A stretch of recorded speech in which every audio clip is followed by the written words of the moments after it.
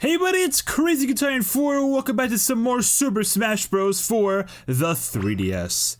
In the last one, we went to Classic Mode as another newcomer to the game, and a very unique character at that being Duck Hunt, or Duck Hunt Duo, depending on where you are. Yeah, that was pretty cool to see these two in action, you know. Very interesting character, that's for sure. But yeah, we went through Classic Mode with them. This time around, we're going to be doing Classic Mode as a returning character from Brawl, and another one from the NES era, R.O.B, the robots. So yes, he's back in action. Pretty cool, you know, to see him here again. You know, he became a pretty popular character. I'd say, like, mainly because of Mario Kart DS bringing him back as a character. And then, like, he got back into Brawl, which made him even more popular, so it's like, yeah, R.O.B is like a staple now in the Nintendo sphere.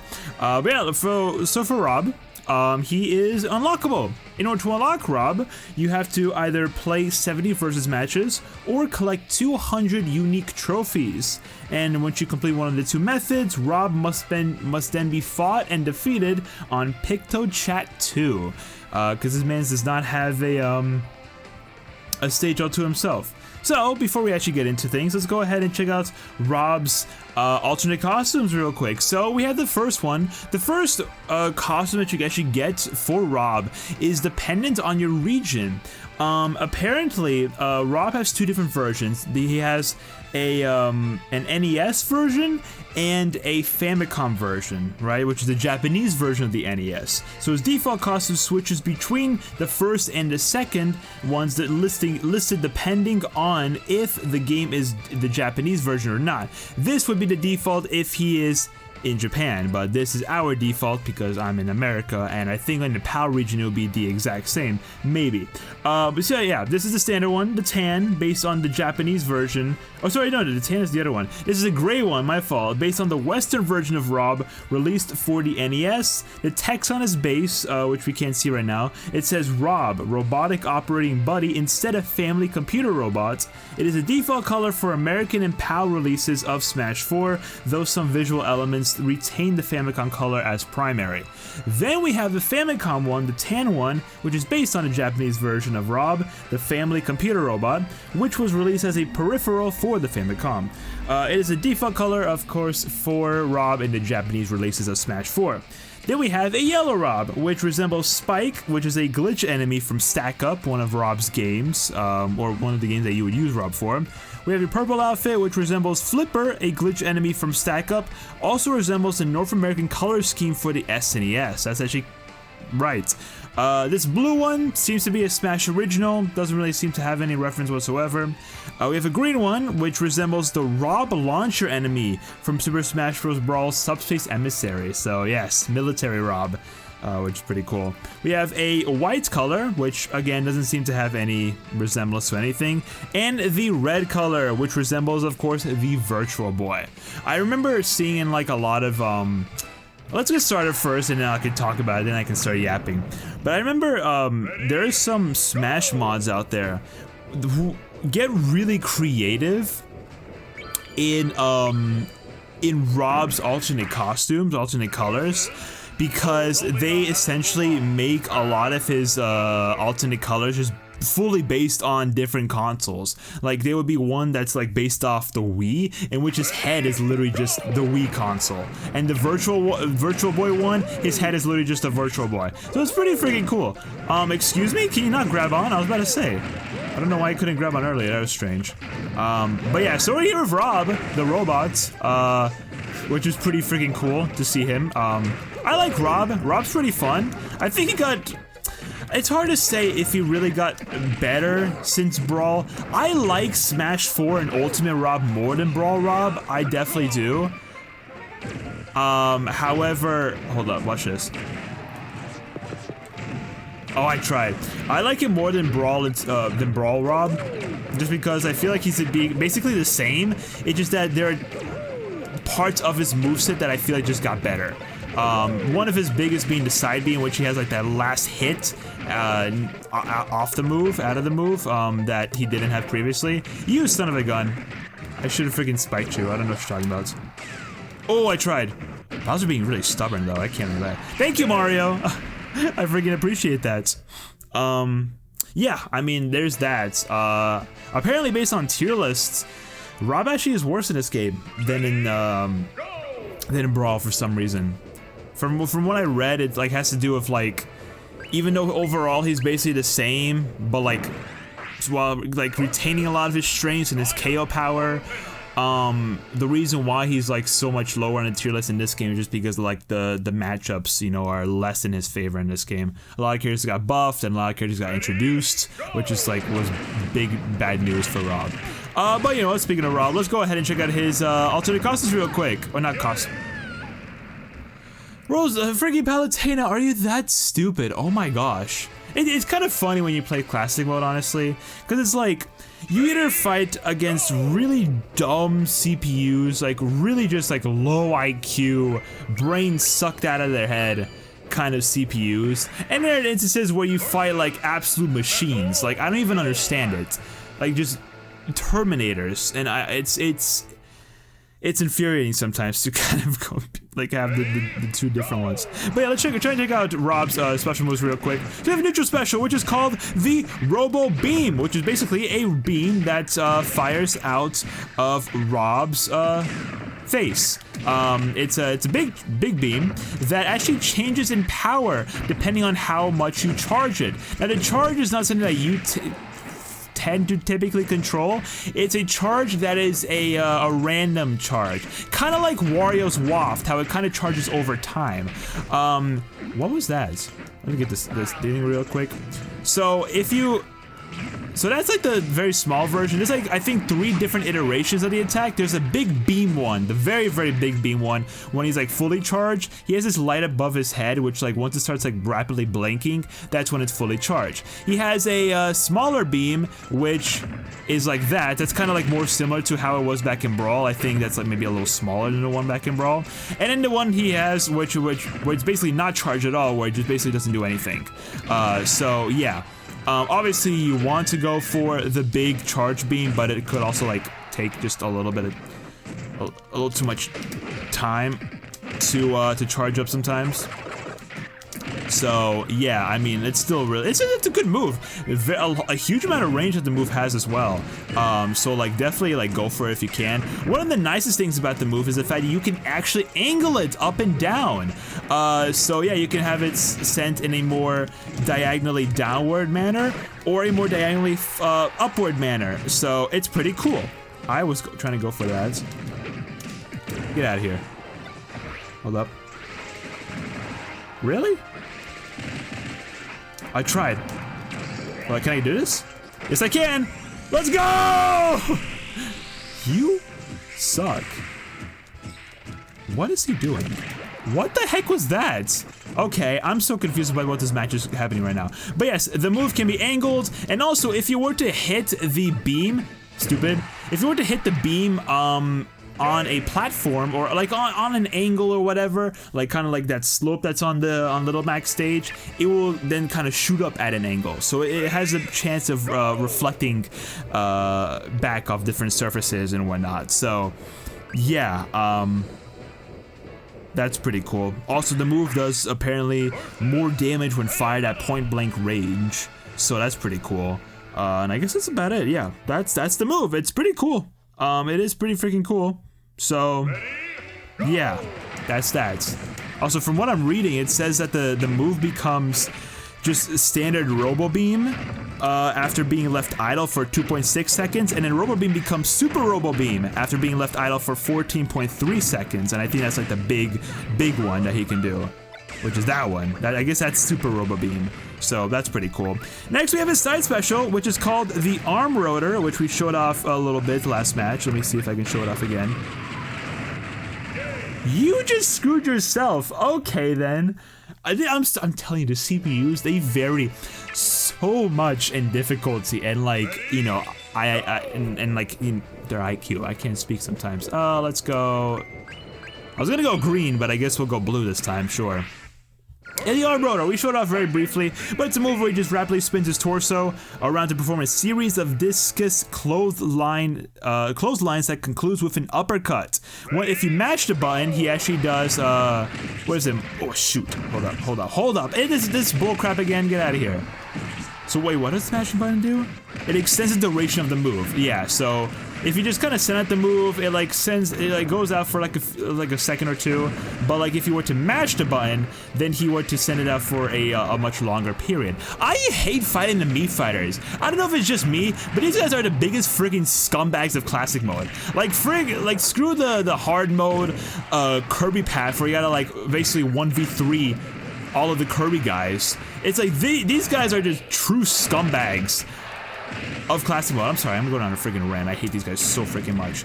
But yeah, arm rotor, that's where you have it. You spam the button if you want to have it come out longer. It's a multi-hitting move that, unlike in Brawl, actually now concludes with an uppercut that actually sends like foes flying, and it's like really good. So yeah, definitely go for the uppercuts because it's good. It can actually like kill people at like decent percentages.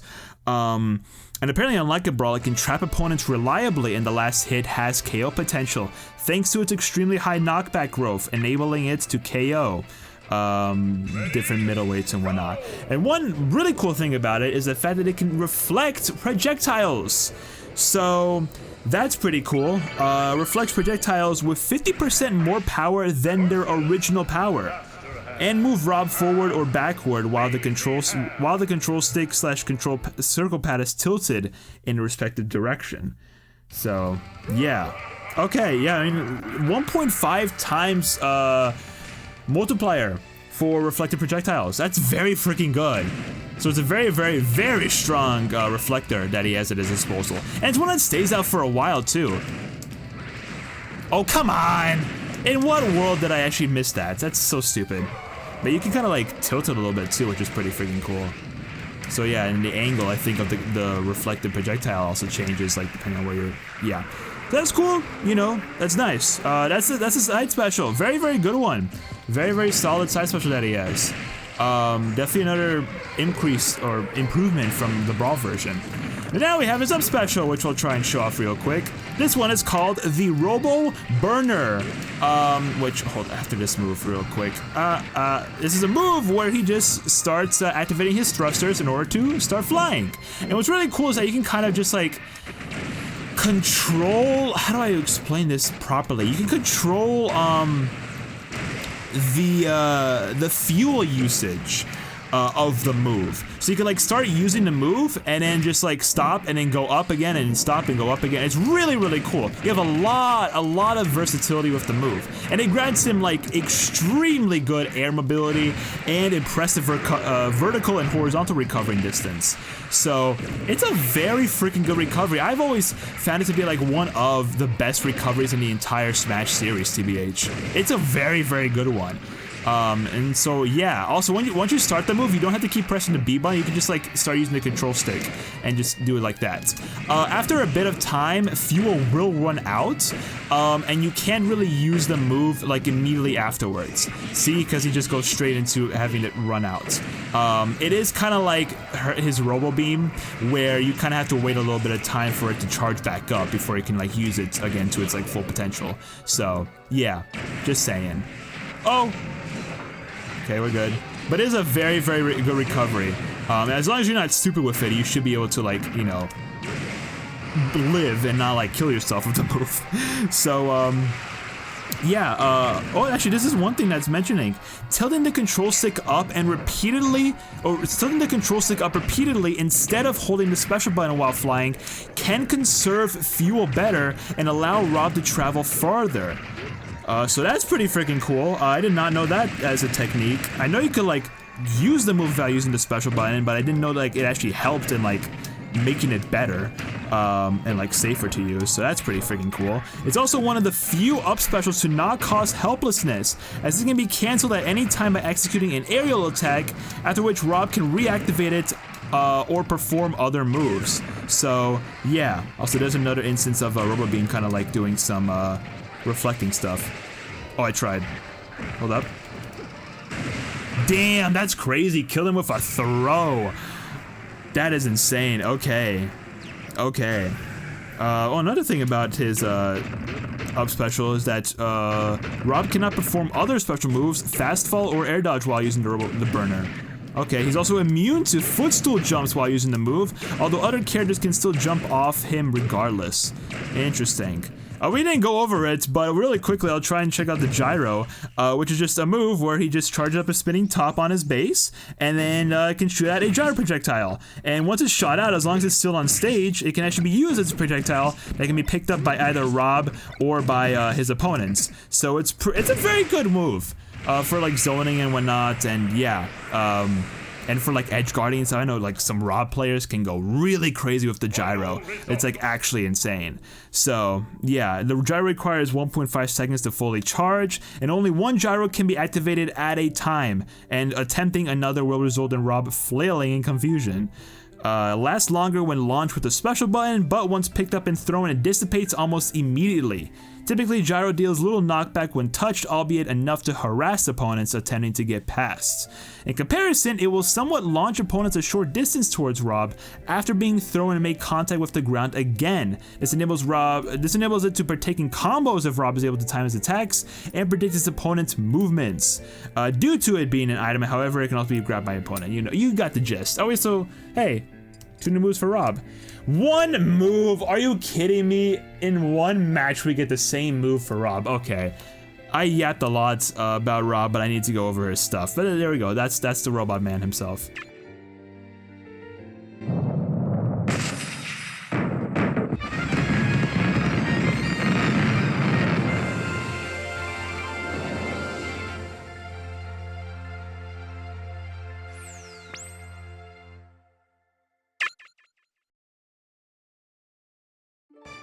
Okay, Rob, let's get your credits going. He's got a really good up tilt actually for these credits, so I think that's gonna be a very useful attack to use. Even the nair is just like very solid too. He's got some good options for these credits. Also, I don't know what's going on with this picture, but apparently he's Can I stop hiccuping? Oh my goodness, I'm starting to hiccup now and it's pissing me off. Oh boy, brother in Christ, this is gonna. At the end of the video, not the end of the video, just a little bit to go, but yeah. Oh my goodness, can we all like agree that hiccups are like the worst thing humans have ever been freaking cursed with? Like seriously, there's so many things that suck when it comes to being a human. Hiccups are freaking one of them. It's not even just humans that get hiccups. I'm pretty sure animals can get them too. It's like, why do hiccups even exist? I don't understand it. Like, you need to just like die. Like at this point, I want to just die once I get hiccups, because I'm just like, I hate it. So yeah, it puts me in a state of torment. Oh, now they're gone. Okay, sure. I guess sharing my frustration about hiccups decided to make them go away. Anyhow, yeah, that's Rob. That's a good picture, actually, of the NES and the Famicom Rob just kind of like looking at a small Mega Man. Kind of like a robot child. That's pretty funny. But yeah, so Rob's pretty fun. I definitely do like how Rob works more in this game than in Brawl. He was fun in Brawl, but I think, again, Smash 4 and Ultimate Rob is like the Rob, you know? That's like a much better Rob. He definitely got improved a bit more in Ultimate compared to Smash 4. So like Ultimate probably by far is his best iteration.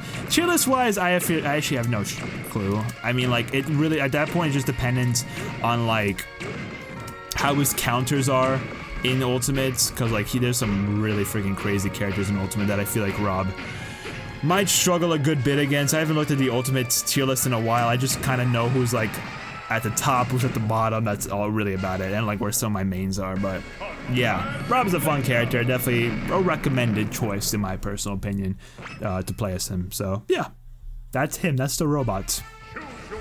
Okay, that's a really terrible score I got off Rob 2. Oh my gosh.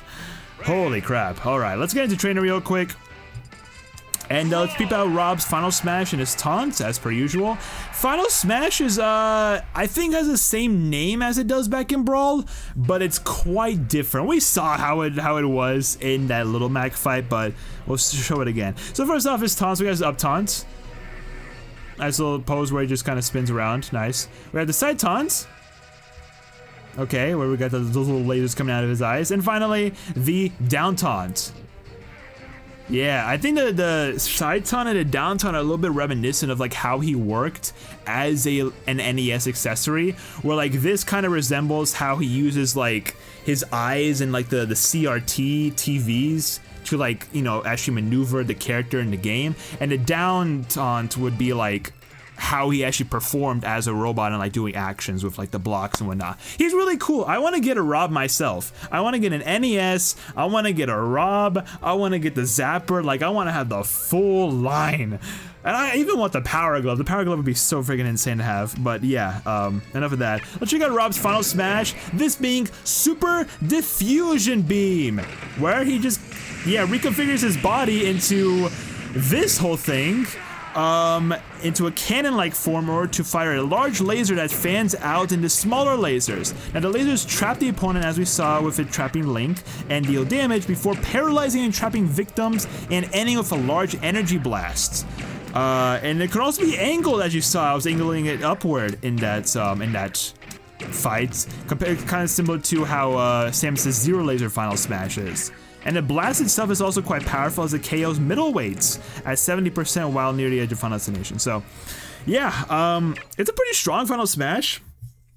It didn't do like a huge amount of damage, but like knockback wise, it's very solid. It is very solid. So like rack up some damage on your opponents, use that final smash, and they're gonna get sent flying. Like they're gone.